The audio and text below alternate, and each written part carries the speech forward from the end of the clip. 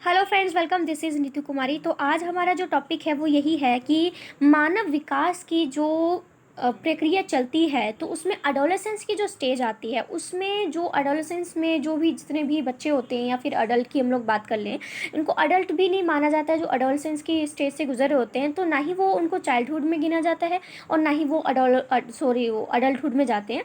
वो एक अडोलेसेंस की अवस्था में चल रहे होते हैं।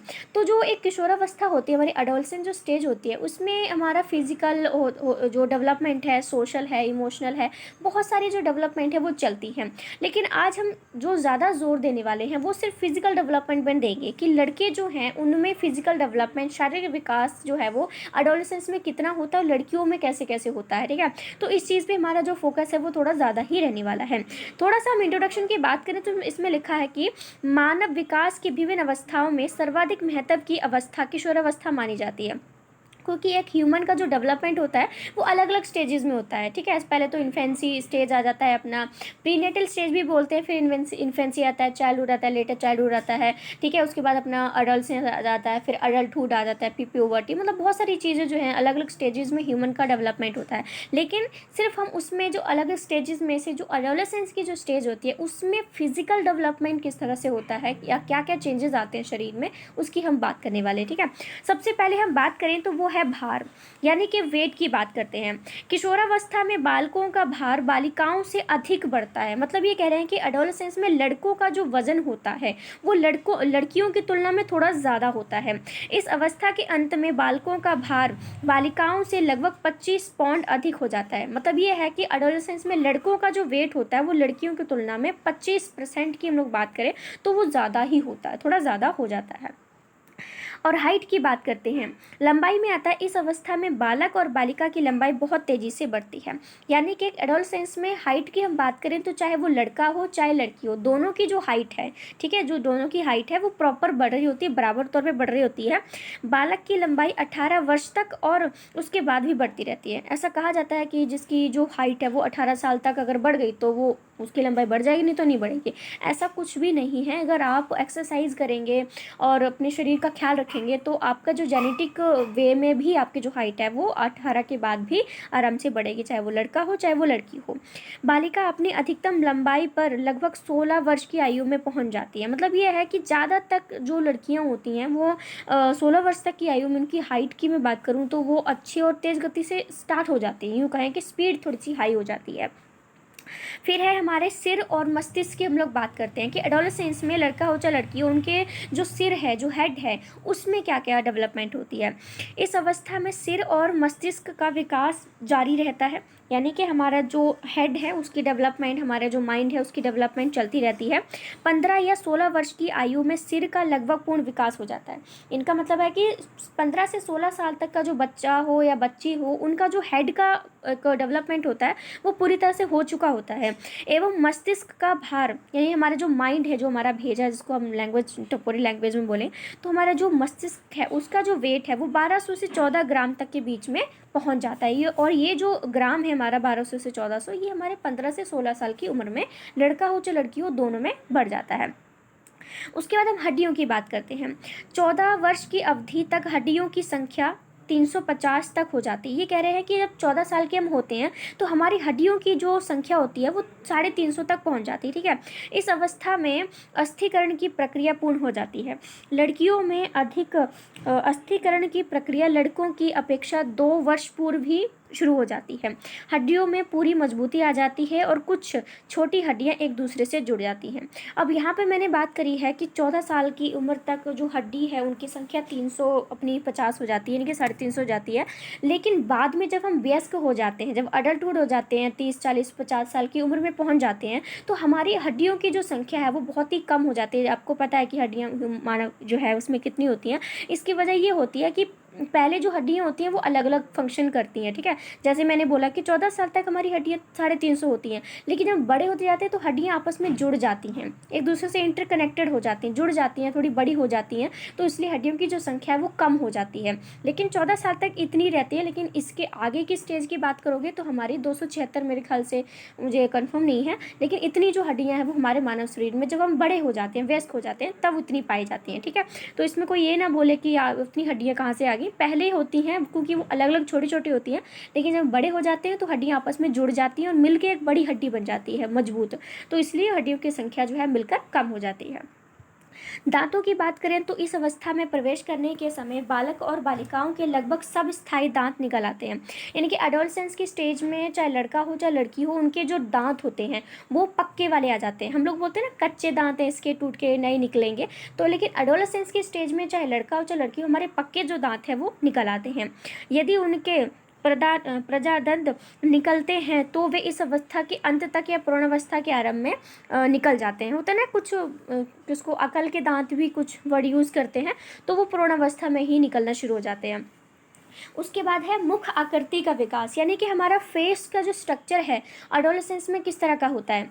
तो इस अवस्था में चेहरे के ऊपरी भाग में विकास होता है, यानी कि चेहरे का जो ऊपरी एक स्ट्रक्चर होता है उसमें चेंज आता है। ठीक है, ललाट ऊंचा या चौड़ा हो जाता है, नासिका लंबी, यानी कि हमारी जो नाक है ना वो थोड़ी सी लंबी होने लग जाती है, तथा उसके सिरे का भाग चौड़ा हो जाता है, यानी कि हमारी नाक में बिल्कुल जो पॉइंट, जो हम आंखों से अपनी नाक को पॉइंट में देखते हैं ना, वो थोड़ा सा चौड़ा होने लग जाता है।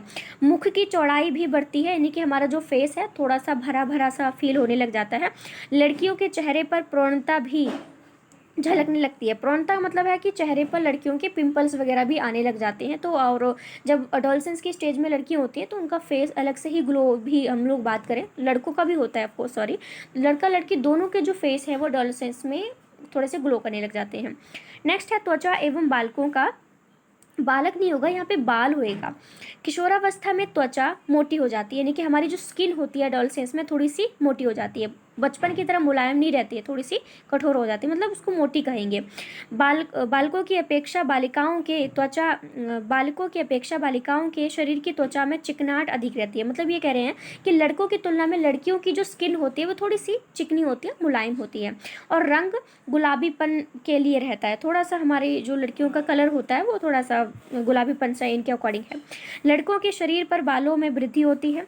किशोरों के सीने बगल गुप्तांगों पर बाल आने लगते हैं, साथ ही दाढ़ी मूछें निकल आने लगती हैं। किशोरियों के भी, यानी कि लड़कियों के भी बगल और गुप्तांगों पर भी बाल आने लग जाते हैं। ये जो है हमारे त्वचा में कुछ एडोलसेंस में चीज़ें चल रही हैं। देन अब हम बात करते हैं उनकी वाणी में, यानी कि आवाज़ की बात करते हैं। किशोरावस्था में लड़के एवं लड़कियों की आवाज़ में परिवर्तन होता है। ठीक है, ऑफ कोर्स हमारी जैसी आवाज़ बचपन में होती है वैसी एडोलसेंस में नहीं होती है। ठीक है, चाहे लड़का हो चाहे लड़की हो। किशोरों की आवाज़ भारी हो जाती है, यानी कि जो लड़के होते हैं उनकी आवाज़ काफ़ी भारी हो जाती है और गले के नीचे एक थोड़ा सा उभार भी आपने देखा होगा तो वो आने लग जाता है। ठीक है, थोड़ी सी कर्कश लैंग्वेज है वो भी आने लग जाती है उनके। लेकिन किशोरियों की जो आवाज़ है, किशोरियाँ मतलब लड़कियों की जो आवाज़ है वो थोड़ी कोमल और मधुर होने लग जाती है। तो ये चेंज है आवाज़ में। प्रजनन अंगों का विकास, यानी कि बच्चा पैदा करने वाले जो अंग लड़कियों में होते हैं उनकी हम बात करें तो किशोरावस्था में लड़के और लड़कियों के प्रजनन अंगों का पूर्ण विकास हो जाता है। लड़कियों में किशोरावस्था प्राप्त करने का मापदंड मासिक धर्म को माना जाता है, यानी कि किशोरावस्था में लड़कियों का प्रजनन अंग जो है विकसित हो चुका है। इसकी स्टार्टिंग हमारे पीरियड से होती है। ठीक है, अगर लड़कियों को पीरियड स्टार्ट हो चुके हैं मतलब उसका जो प्रजनन अंग है वो उसका डेवलप होना शुरू हो चुका है। मासिक धर्म प्रारंभ होने की आयु के संबंध में मतभेद है।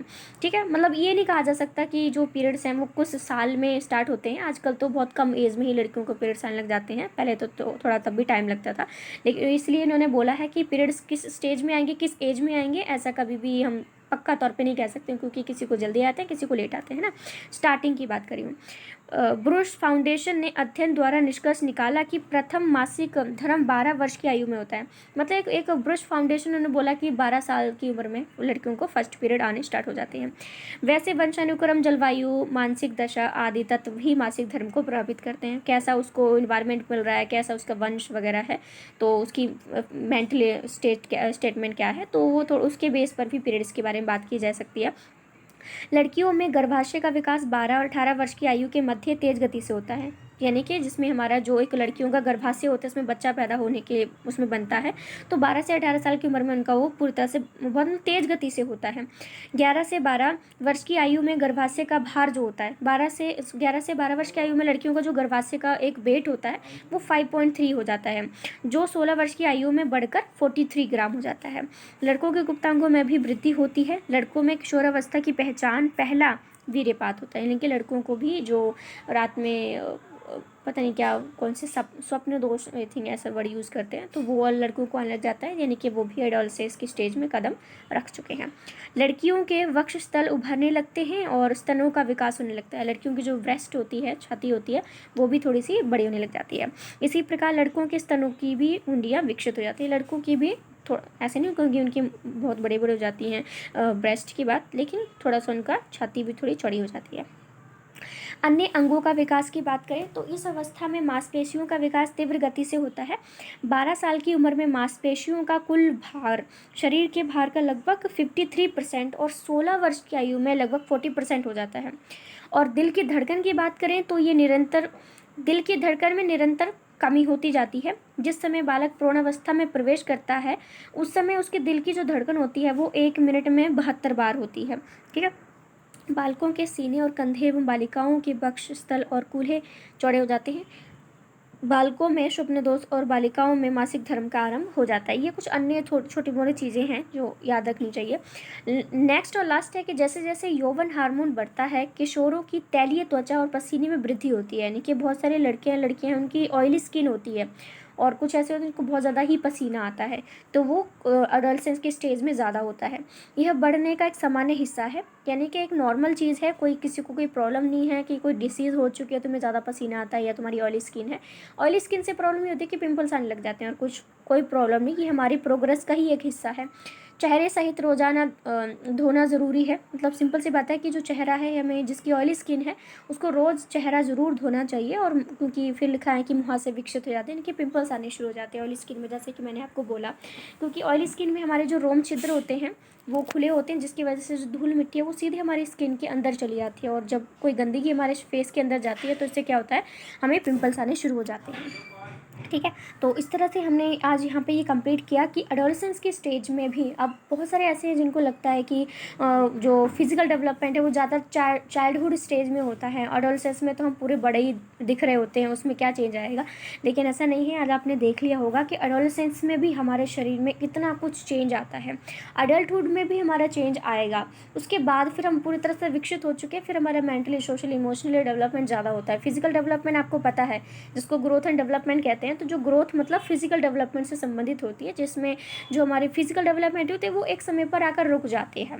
ठीक है। लेकिन जो बाकी डेवलपमेंट के एस्पेक्ट हैं, जैसे सोशल है, इमोशनल है, कॉग्निटिव है, वो तो हमारी ज़िंदगी भर चलते चलते हैं। लेकिन आज हमने इसलिए फिजिकल डेवलपमेंट की बात करी। तो आई होप आपको ये सेशन अच्छा लगा हो। आपको अगर अच्छा लगा हो तो प्लीज़ मुझे कमेंट के जरूर बताइएगा, और अच्छा लगे तो आप चैनल को लाइक शेयर सब्सक्राइब अगर आपका दिल करे तो आप कर सकते हैं, शेयर भी कर सकते हैं। So thank you so much friends, thank you.